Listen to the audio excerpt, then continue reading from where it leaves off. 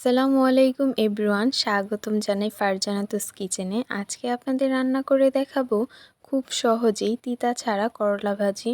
অনেকেই আছে করলা ভাজি করতে গেলে করলাটা রান্নার পর তিতা হয়ে যায়, কিন্তু আজকে আমি একদম তিতা ছাড়া করলা ভাজি রান্না করে দেখাবো। তো প্রথমে আমি এখানে হাফ কেজি পরিমাণ করলা নিয়েছি।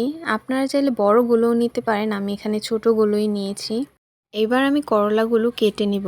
করলাগুলো কাটার সময় মাঝখানে যে বিচিটা থাকে সেই অংশটা আমি ফেলে দিব, কেননা এই অংশটা থাকলে করলা ভাজি করার সময় তেমন মজা হয় না খেতে, তিতা ভাবটা চলে আসে।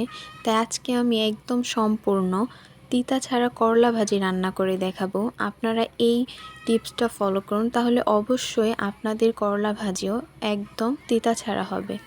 যারা করলা ভাজি রান্না করলে তেতা ভাবতে থাকে তাদের জন্য আজকে আমার এই রেসিপিটা, এবং খুব কম সময়ে তিতা ছাড়া করলা ভাজিটা করতে পারবেন। এভাবেই আমি সবগুলো করলা কেটে নিব। এই তো আমার করলাগুলো কাটা হয়ে গেছে। এবার আমি এগুলো ভালো করে ধুয়ে নিব।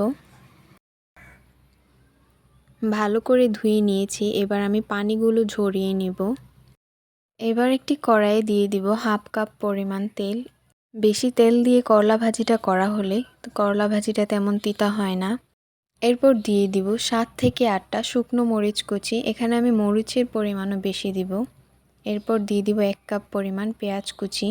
তিতা ছাড়া করলা ভাজিটা করার জন্য এখানে পেঁয়াজ, মরিচ এবং তেলের পরিমাণটা একটু বেশি দিতে হবে, কিন্তু এত বেশি দেওয়া যাবে না। আপনি এখানে কতটুকু পরিমাণ করলা নিয়েছেন সেই অনুযায়ী দিতে হবে।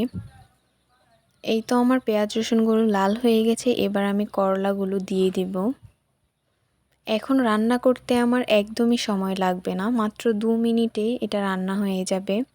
এভাবেই আমি সব কিছুর সাথে ভালো করে মিশিয়ে একটু লবণ দিয়ে দিব 1 চামচ পরিমাণ। এবার আবারও এগুলো ভালো করে মিশিয়ে নিব।